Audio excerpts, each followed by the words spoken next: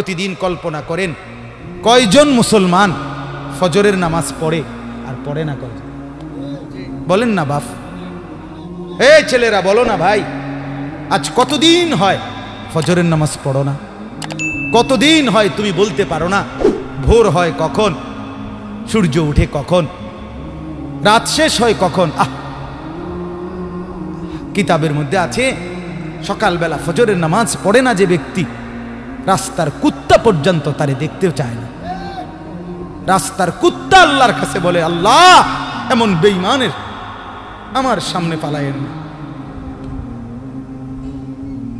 আমার সামনে ফেলিয়েন না। হ্যাঁ, তাইলে বলেন না এখনো কি পরিমাণ মুসলমান নামাজ পড়ে না?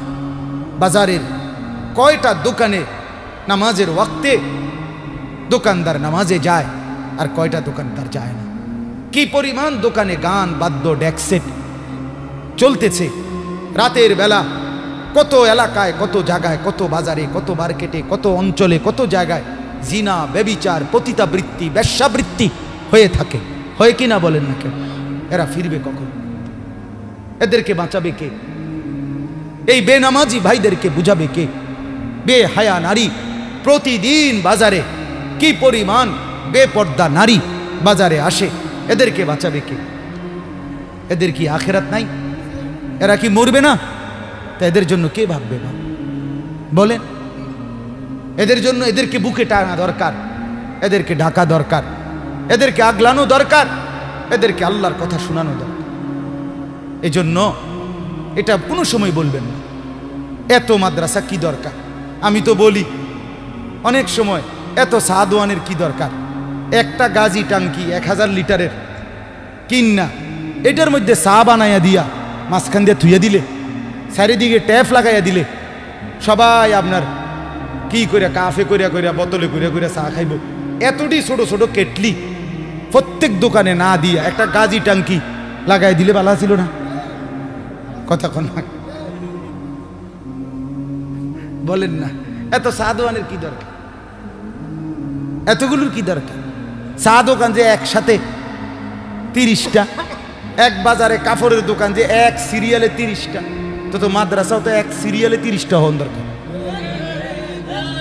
হেনে মাদ্রাসা, হেনে মাদ্রাসা, এটা তার অসুবিধা নেই, এক সিরিয়ালে না হন দরকার, ডাইরেক্ট 30টা এক লগে থাকবে। কথা বুঝছেন না? তাইলে বুঝা গেল আল্লাহ তাআলার ইচ্ছা, আল্লাহর দয়ায় আল্লাহ তাআলা উম্মতের সুবিধার জন্য, মানুষের হেদায়েতের জন্য জায়গায় জায়গায় আল্লাহ তাআলা এখন কোরআনের বাতি জ্বালায় দিছে।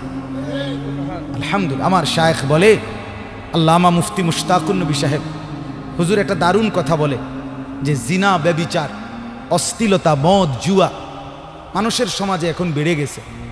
আর অশ্লীলতা আর বেহায়াপনা, জিনা, ব্যভিচার, মদ, জুয়া যখন বেড়ে যায়, আল্লাহর আযাব তখন খুব কাছায়া যায়। তো আল্লাহই দয়া করে যেন আল্লাহর কিছু বান্দাদের কলিজার মধ্যে মাদ্রাসা, কোরআনের খেদমতের স্বপ্ন জাগায় দিছে।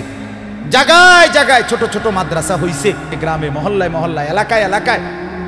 রাত 3টা বাজে, 4টা বাজে, এই হেফজখানার বাচ্চারা যখন, মানুষ সব ঘুমায়, গাফেল আর নাফরমানরা, তখন রাতের 4টা বাজে 8 বছরের 10 বছরের বাচ্চা যখন আল্লাহর কোরআন নিয়া হাফেজ সাহেবের কাছে বসে, আল্লাহর কসম আল্লাহ তাআলা তখন বলে, হায় আমার নাফরমান বান্দারা, তোদের অশ্লীলতা বেহায়াপনার কারণে চেয়েছিলাম আযাব দিয়া তোদেরকে ধ্বংস করে দিতে, কিন্তু আমার মাসুম বাচ্চারা যখন আমার কালাম কোরআন নিয়ে বসছে, যা তাদের বরকতে তোদেরকে মাফ করে দিলাম, তাদের বরকতে তোদের আযাব তুলে দিল। এই জন্য চতুর্দিকের এই মাদ্রাসাগুলো আপনাদের নিরাপত্তার জন্য, আপনাদের বেঁচে থাকার জন্য, বেঁচে থাকার। আজকে মুসলমানের ঘর মুসলমানের জন্য নিরাপদ না। কি অবস্থা! আমার নিজের ঘরে টেলিভিশন চলে সারাদিন সারা রাত, নিজের ঘরে আপন ভাই সারা রাত উলঙ্গ ছবি দেখে, আপন বোন সারা রাত অন্য ছেলের সাথে অশ্লীল আলাপ করে, আপন মা বেপর্দা ঘোরে, আপন বাপ বিড়ি, সিগারেট, মদ, জুয়া, গালি গালাজ, হারাম উপার্জন করে, তাহলে আপন ঘর এক মুসলমানের জন্য নিরাপদ হইল? কে কে বুঝাবে আল্লাহর কথা? কে বুঝাবে? পৃথিবীর কোনো যুবক প্রথম নিজে নিজে বিড়ি সিগারেট খায় না, কোনো বন্ধু তাকে এটা অভ্যস্ত করে। পৃথিবীর কোনো মানুষ প্রথম জিনা ব্যভিচার নিজে নিজে করে না, কোনো অসৎ বন্ধু তারে অসভ্য নারীর ফান্দে ফেলে দেয়। পৃথিবীর কেউ কোনোদিন মদ জুয়া নিজের থেকে শুরু করে না, কোনো অসৎ সঙ্গী তাকে প্রথম বলতে বলতে তারে মদ জুয়ায় অভ্যস্ত করে দেয়। আপনি খুঁজে নেন ইতিহাস, এটাই বাস্তবতা। এই জন্য রাত গভীরে তুম করে বললাম, ভাইয়া দিনকে ভালোবাসেন। এই মাদ্রাসাগুলো আপনাদের আপন, এই মাদ্রাসাগুলো উম্মতের আখেরি ঠিকানা, এই মাদ্রাসাগুলো উম্মতের শেষ মারকাজ। মাদ্রাসাগুলো যদি না টিকে, মাদ্রাসাগুলো যদি না থাকে, বিশ্বাস করেন আমার সমাজ লণ্ডভণ্ড হয়ে যাবে। এই গত 3 দিন আগে সরকারিভাবে বিশ্ব বাবা দিবস পালিত হয়েছে সারা পৃথিবীতে। নিজে পত্রিকা আসছে, বিভিন্ন মিডিয়ায় দেখাইছে, বৃদ্ধাশ্রমের মধ্যে শত শত বাবারা চোখের পানি ফেলতেছে, যাদের সন্তান উপযুক্ত উচ্চশিক্ষিত, কিন্তু আপন বাপকে বৃদ্ধ আশ্রমে পাঠাই দিয়ে আসছে।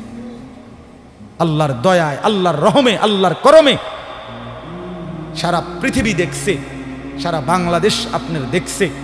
আপনারা আবার প্রয়োজনে খবর নেন, কোন বৃদ্ধাশ্রমে কোনো আলেমে দ্বীনের বাবা নাই।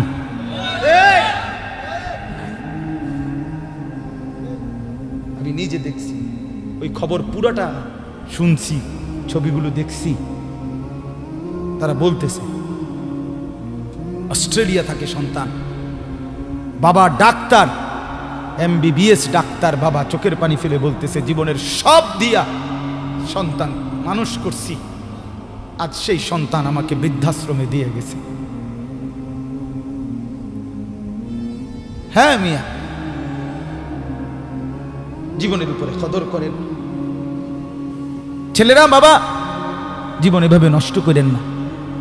মুরব্বীদেরকেও বলি, সন্তানকে দিন শেখা, ছেলেকে মেয়েকে আল্লাহর কোরআন শেখা। বলেন ইনশাআল্লাহ। এই মাদ্রাসাকে ভালোবাসবেন তো ইনশাআল্লাহ? আল্লাহ তাআলা তৌফিক দান করেন। মাদ্রাসাকে মহব্বত করবেন, মাদ্রাসাকে ভালোবাসবেন। মৌলানা মুফতি দ্বীন মোহাম্মদ সাহেব বলছে, এই আমাদের মধ্যে এই শব্দ যে সুন্নি ওয়াহাবি, নবীর দুশ্মন, নবীর আশেক, এই ধোয়া তুলে উম্মতকে কোরআন এবং সুন্নার বিশুদ্ধ ইলম থেকে অনেক দূরে সরাই দিছে। গান বাদ্য, নাচানাচি, কুদাকুদি, লাফালাফি, এটি বুঝি নবীর এশক? একারে বুঝি মানুষের বিবেক কি এত মরে গেছে মিয়া, এত মরে গেছে। নাচে, জিকির করে, নাচে, লাফায়।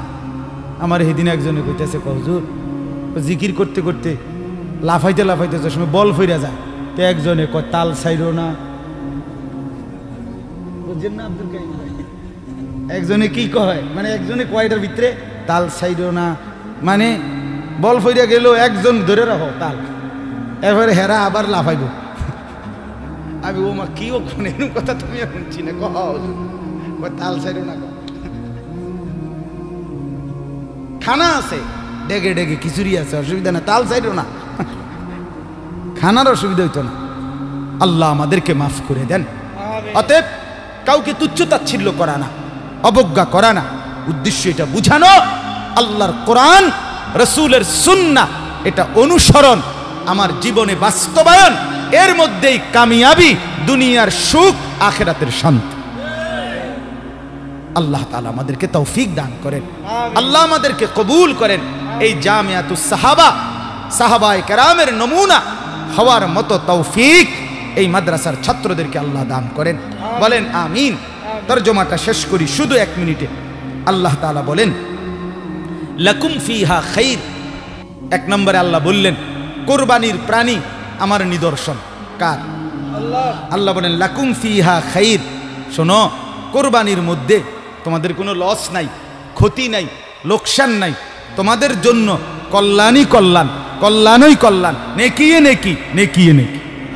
বিকুল্লি শাআরাতিন হাসানা, পশমে পশমে নেকি, পশমে পশমে রক্ত প্রথম ফোঁটা মাটিতে পড়বার আগেই আরশে আজিমে আল্লাহর কাছে পৌঁছে যায়। সুবহানাল্লাহ।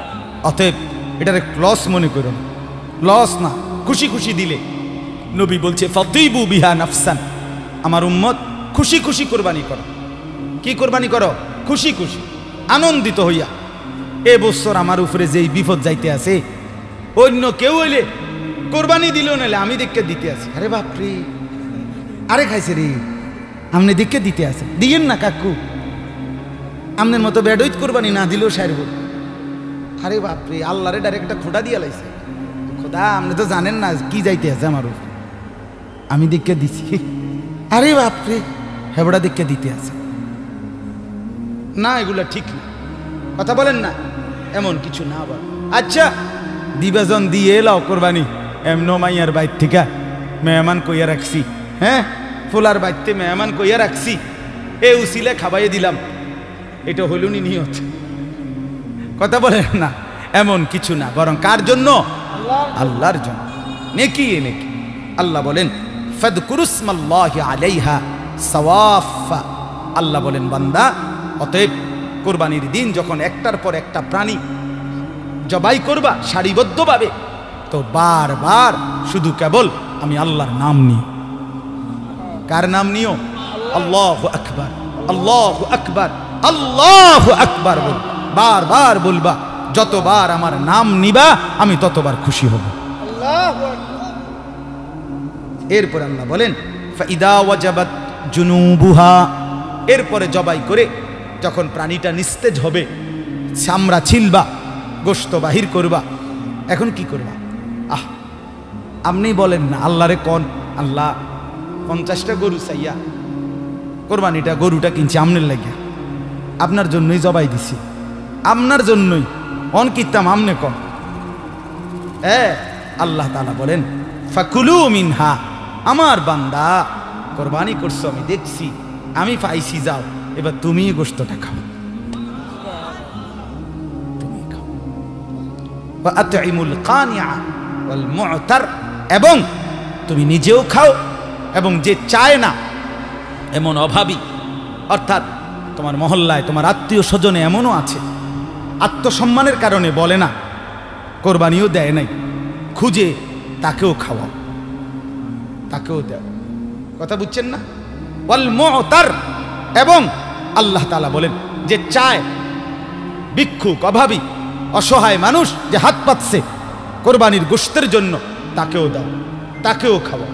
তাহলে যে চায় নাই এমন লোককেও খুঁজে দাও, যে চেয়েছে তাকেও কি করো? দাও, তুমিও খাও। আমাদের বদ অভ্যাস, 2 টুকরা গোশত দিবার আগে কথা কয় 18 টুকরা। বুঝলেন? এডির ব্যবসা, এডির অভ্যাস খারাপ, এডি সিরিয়াল ধরে আইয়ালাইছে, করতে আইছে এত হগির, হ্যাঁ কয়জন রে দিতাম, তারপরে দিয়া ইতান এ রুমই এ কথা দিছে কয় টুকরা? 1 টুকরা। কথা কইছে 18 টুকরা। তুই বেটা দিস না বেটা, তোর মতো ডাকায় 1 টুকরো দিস, সবটি তুই খা। কথা বলেন? 1 লাইন গোস্ত 2 টুকরা দিবার আগে এতটি কথা কইলি কেন বেটা? কথা বলেন না। আল্লাহ তো বলছে যে হাত পাতছে তাকে দাও, আল্লাহ বলছে দিতে, তুমি দিবা না। যদি ঘটনাটা এমন হইতো জবাই দিবার পরে ফেরেশতা আইয়া আস্তে এটা উড়াইয়া নিচে গা, তখন আপনি বেটকি দিয়া থাকতাম, কি হয়েছে ভাই? তখন কারবারটা কি? তোমার মা এটা কি কই যায়? ফেরেশতা বলতো আমরা নিয়ে যাই, জাল লেগে দিছ, নিয়ে যাই, তোমার অসুবিধা কি? তখন তো আমরা হাসি দিয়ে থাকতেন।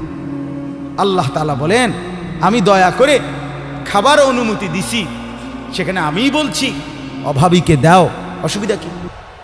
এজন্য অভাবীকেও দিবেন, বলেন ইনশাআল্লাহ।